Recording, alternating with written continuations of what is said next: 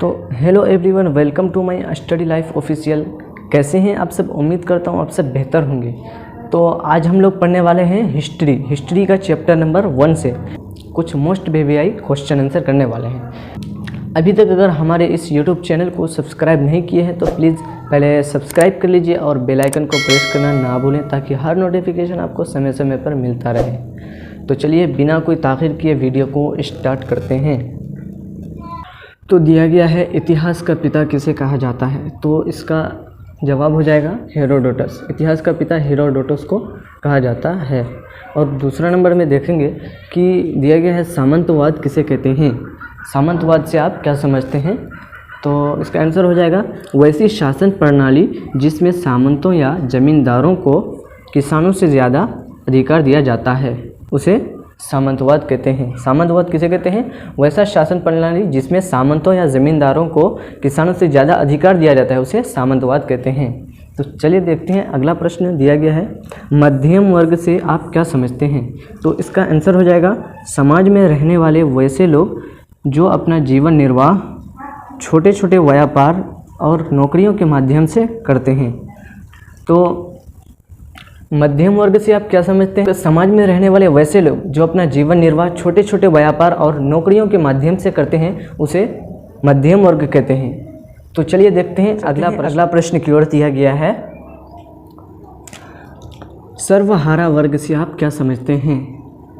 सर्वहारा वर्ग से आप क्या समझते हैं, तो इसका आंसर हो जाएगा समाज में रहने वाले वैसे लोग जिसमें गरीब किसान मजदूर शामिल होते हैं, सर्वहारा वर्ग कहलाता है। समाज में रहने वाले वैसे लोग जिसमें गरीब किसान मजदूर वगैरह शामिल होते हैं, उसे सर्वहारा वर्ग कहते हैं। तो चलते हैं अगला प्रश्न की ओर दिया गया है नेपोलियन बोनापार्ट का जन्म कब हुआ। नेपोलियन बोनापार्ट का जन्म कब हुआ, तो इसका आंसर हो जाएगा 15 अगस्त 1769 को। और देखते हैं अगला प्रश्न की ओर दिया गया है नेपोलियन के बचपन का नाम क्या है था। नेपोलियन के बचपन का नाम क्या है, तो नेपोलियन के बचपन का नाम नेपोलियन दी बोनापार्टे है। यहाँ देख सकते हैं नेपोलियन दी बोनापार्टे। और चलते हैं फिर अगला प्रश्न की ओर। अगला प्रश्न में दिया गया है, तो देखते हैं 1769 ईस्वी में वो राजनीति में प्रवेश किया था और 18 मई 1804 को वो सम्राट बन गया था। यहाँ पर भी एक ऑब्जेक्टिव क्वेश्चन बन सकता है कि पूछ सकता है कि नेपोलियन बोनापार्ट सम्राट कब बना था, तो उसका आंसर हो जाएगा 18 मई 1804 को सम्राट बना था और अपना एक अलग कानून बनाया था जिसका नाम नेपोलियन संहिता रखा गया था। तो यहाँ भी एक ऑब्जेक्टिव क्वेश्चन बनेगा कि नेपोलियन बोनापार्ट के द्वारा जो कानून बनाया गया था उसका नाम क्या था, तो उसका नाम था नेपोलियन संहिता। नेपोलियन संहिता। चलते हैं अगला प्रश्न की ओर दिया गया है जोल्वेराइन क्या है। जोल्वेराइन से आप क्या समझते हैं, या जोल्वेराइन क्या है, तो इसका आंसर हो जाएगा जोल्वेराइन एक व्यापारिक संस्था थी जिसका गठन 1834 में पर्शा ने किया था। जोल्वेराइन एक व्यापारिक संस्था थी जिसका गठन 1834 में पर्शा ने किया था। इसका मुख्य कार्य व्यापारियों के हितों का रक्षा करना था। देखते हैं अगला प्रश्न दिया गया है नेपोलियन को सेंट हेलेना नामक टापू में बंदी बनाया गया। नेपोलियन को कहाँ पर बंदी बना के रखा गया था, तो नेपोलियन को सेंट हेलेना नामक टापू में बंदी बना के रखा गया था। और देखते हैं दूसरा, नेपोलियन का सबसे अंतिम युद्ध कौन सा था। नेपोलियन का सबसे अंतिम युद्ध कौन सा था, तो नेपोलियन का सबसे अंतिम युद्ध वाटरलू का युद्ध था। नेपोलियन का सबसे अंतिम युद्ध वाटरलू का युद्ध था। नेपोलियन का मृत्यु कब हुआ।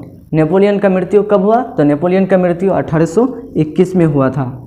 नेपोलियन का मृत्यु कब हुआ था, 1821 में। वियना संधि का अध्यक्ष कौन था। वियना संधि का अध्यक्ष ऑस्ट्रिया का चांसलर मेटरनिख था। वियना संधि कब हुआ। वियना संधि 1815 में हुआ। वियना संधि 1815 में हुआ था और ऑस्ट्रिया की राजधानी वियना है। नेपोलियन को सेंट हेलेना नामक टापू में बंदी बना के रखा गया। नेपोलियन का सबसे अंतिम युद्ध वाटरलू का युद्ध था और नेपोलियन का मृत्यु 1821 में हुआ। वियना संधि का अध्यक्ष ऑस्ट्रिया का चांसलर मेटरनिख था और वियना संधि 1815 में हुआ। तो चलते हैं अगला प्रश्न की ओर। दिया गया है, प्रश्न में दिया गया है मेटरनिख कौन था। मेटरनिख कौन था? तो मेटरनिख ऑस्ट्रिया का चांसलर था। मेटरनिख ऑस्ट्रिया का चांसलर था, जो एक घोर प्रतिक्रियावादी राजा था, जिसका कहना था कि किसी राज्य में शासन तो करो लेकिन जनता की भलाई न करो। मेटरनिख का कहना था कि किसी भी राज्य में शासन तो करो लेकिन जनता की भलाई न करो। और दिया गया है मेटरनिख काल से आप क्या समझते हैं? मेटरनिख काल क्या है? मेटरनिख काल 1815 ईस्वी से लेकर 1848 ईस्वी तक के समय को ही मेटरनिख काल कहा जाता है। और मेटरनिख काल 1815 से 1848 तक रहा। मेटरनिख काल 1815 से 1848 तक रहा। मेटरनिख कौन था? मेटरनिख कौन था? तो मेटरनिख ऑस्ट्रिया का चांसलर था, जो एक घोर प्रतिक्रियावादी राजा था, जिसका कहना था कि किसी राज्य में शासन तो करो लेकिन जनता की भलाई न करो। मेटरनिख काल क्या है? 1815 से लेकर 1848 ईस्वी तक के समय को मेटरनिख काल कहा जाता है और मेटरनिख काल 1815 से लेकर 1848 तक रहा। तो मिलते हैं फिर नेक्स्ट वीडियो के साथ। अगर आपको ये वीडियो अच्छा लगा है तो हमारे इस YouTube चैनल को सब्सक्राइब कर लीजिए और बेल आइकन को प्रेस कर लीजिए, ताकि हर नोटिफिकेशन आपको समय समय पर मिलता रहे। तो और हमें सपोर्ट कीजिए। तो मिलते हैं फिर नेक्स्ट वीडियो के साथ। तब तक के लिए जय हिंद, जय भारत।